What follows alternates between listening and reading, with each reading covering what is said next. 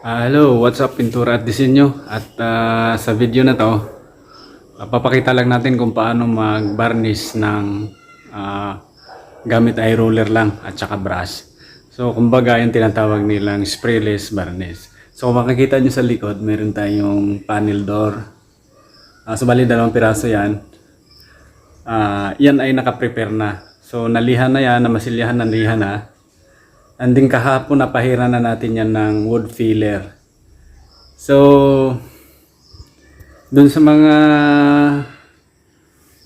barnisador talaga alam nila kung ano yung wood filler at ano ang purpose ng wood filler.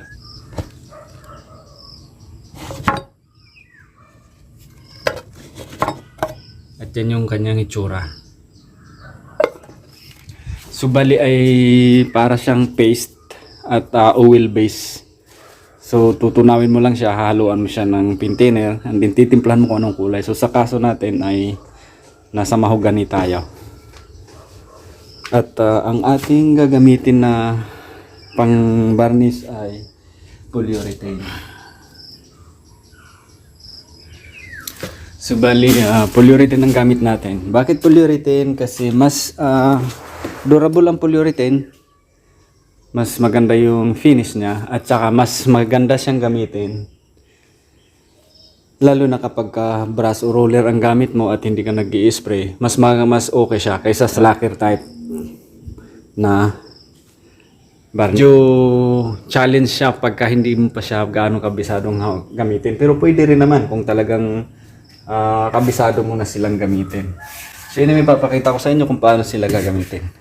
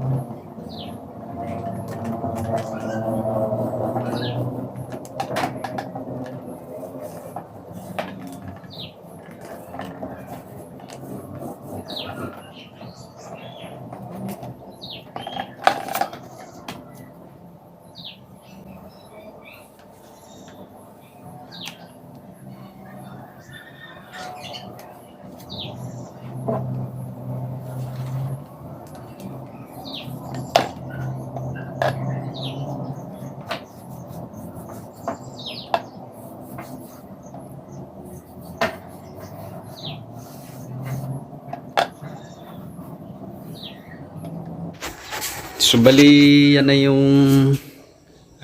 first coat. So bali sealer yan pinahid natin. And then dito sa likod itutuloy pa natin yan. At yung pang isang pinto pa na gagawin pa natin. So yan bali napahira na yan ng isang manong PU sealer tapos nalihan na rin. So ang ipapahid natin dyan para magpantay yung kulay ay yung oil stain na mahogany. Kaya papahiran natin ng oil stain.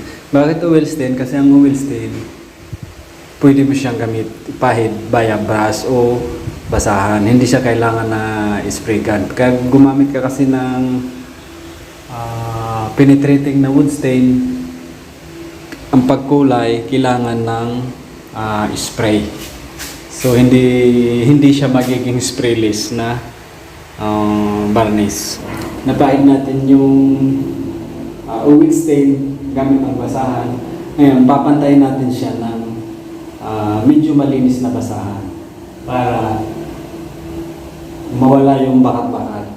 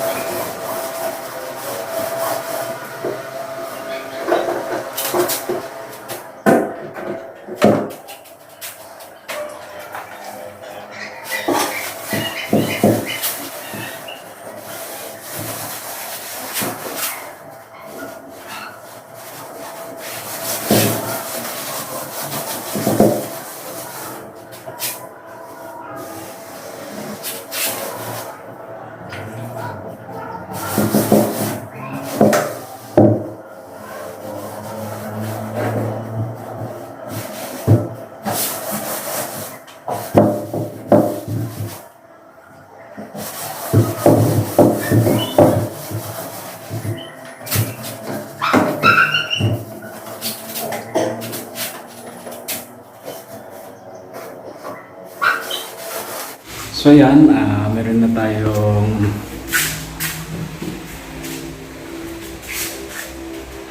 varnish na pinto, pero hindi pa talaga siya finish dahil itatapkot pa natin yan ng PU top coat. But since na oil type ang gamit natin, kailangan natin yung patuyuin ng husto. So at least siguro bukas pa natin siya pwedeng i-top coat. Bakit kailangan natin siyang patuyuin ng husto? Dahil normal kapag oil yung gamit mo, halimbawa oil stain, pag hindi mo siya pinatuyo ng maigi at pinatungan mo na siya ng top coat o sealer o ano man ang pinatong mo, pag natuyo yung pinatong mo, mamumuti siya. So mas malaking problema yun, mahihirapan ka. So, kaya mas maganda yung antayin mo na siya na matuyo ng maigi bago mo siya i-top coat para iwas problema. So yan, bali yan yung pinahiran natin. Napahiran na natin yan ng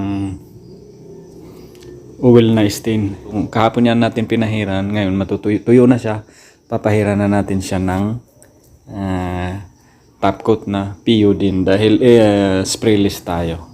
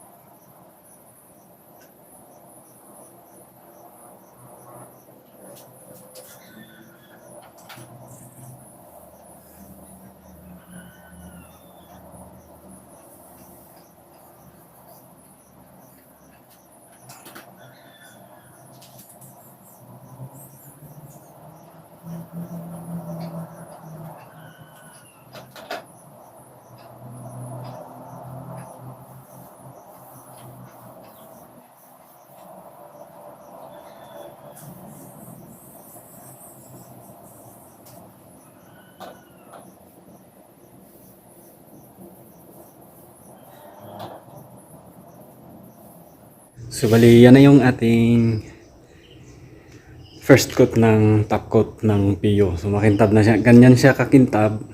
Although hindi talaga siya kasing kinis ng kagaya ng spray dahil siyempre iba yung texture ng roller at ibang texture ng spray. Pero yung kintab niya ganyan na yan. And then pagkatapos niya matuyo, lihain natin ng konti and then magdo-double coat tayo. Magsisikan ko tayo para mas makapal yung top coat. So yun na yung final outcome ng ating sprayless varnish. So hindi man siya ganun kasingkinis talaga ng spray pero hindi naman siya ganun ka sama. So ibig sabihin acceptable din naman siya kahit papaano. Yan yung ating panel door. Bali dalawang manong top coat na yan ano. Inaantay na lang natin matuyo yan. So yun mga kapintura at disenyo, ganun lang ang paggawa ng sprayless varnish.